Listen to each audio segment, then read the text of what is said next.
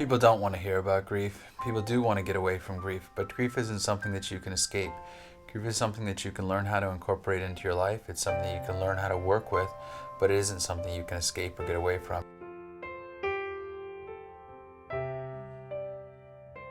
Grief Toolbox is really trying to provide resources for people, recognizing that there's so many people out there, so many ways people grieve, and trying to make sure that all the resources are available for them.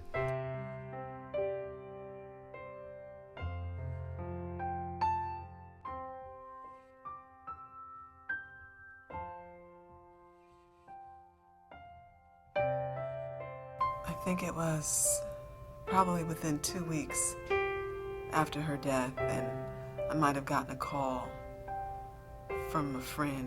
I wasn't taking many calls, and they were just making small talk, and it just seemed so insignificant.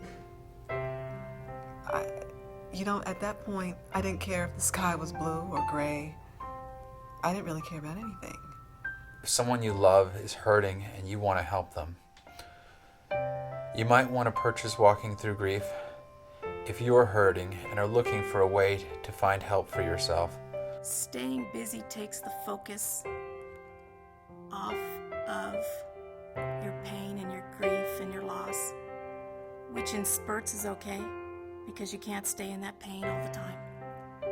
But if you stay too busy and not process the grief, you'll end up getting sick. It needs to come out. You have to work through your grief. You can't stay busy and block it out. It will come out somewhere. You might want to purchase Walking Through Grief if you want to try to understand that you're not alone, that there are others who feel the way you felt, and that your feelings are normal. After my mom died, the easiest way I could describe where I was is that I was literally in this darkness, and it was so thick that it felt like you could touch it, you could feel it. It was stuck to you. If what you're feeling is that you want to find help and there isn't help readily available for you, it's a resource that you can utilize for that. Most of the things that we do when we're grieving are normal. They are not abnormal. If we didn't love so much, then we wouldn't hurt so much. And if we didn't grieve, then we would be sociopaths. It's normal to feel sad and upset and crazy after someone that you really love has died.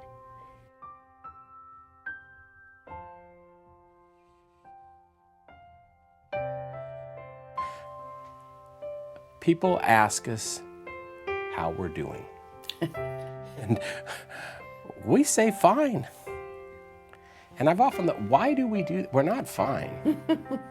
but why do we do that? Yeah, why do we? Why do you say fine? Why do I say fine? Did you ever make the mistake, Alan, of actually thinking when someone asked you that they wanted to know, and you started to tell them how you were?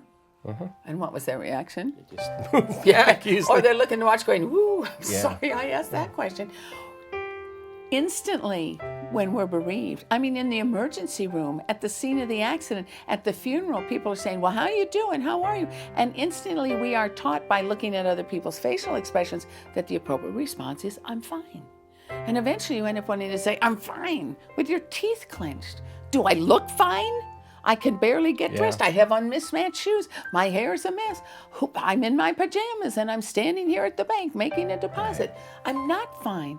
But we learn early on that the rest of the world wants us to be fine.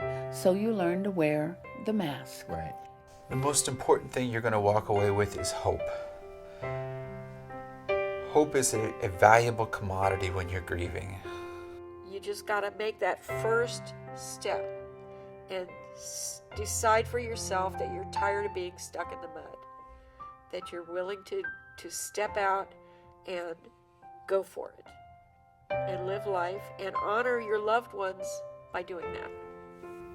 It's normal. If you're newly bereaved, it's normal to feel like there's no hope, to feel like there's nothing but despair, to feel like it takes everything in you to just get up every morning. But hang on. We honor their life by the way we live ours.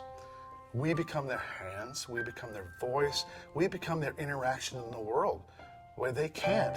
they can live through us. So we actually give them life. And by establishing that relationship, not only do we give them life, they give us life again. And it's a win-win. My hope for walking through grief is that there'll someday be someone somewhere who got hope from it. Someone who can feel like this was part of a tool that they were able to use on their journey, something that helped them put one foot in front of the other. I would have to say I love people more. And because of my own grief, I'm more empathetic and more compassionate because of my own losses. And I like to help other people get through theirs as well.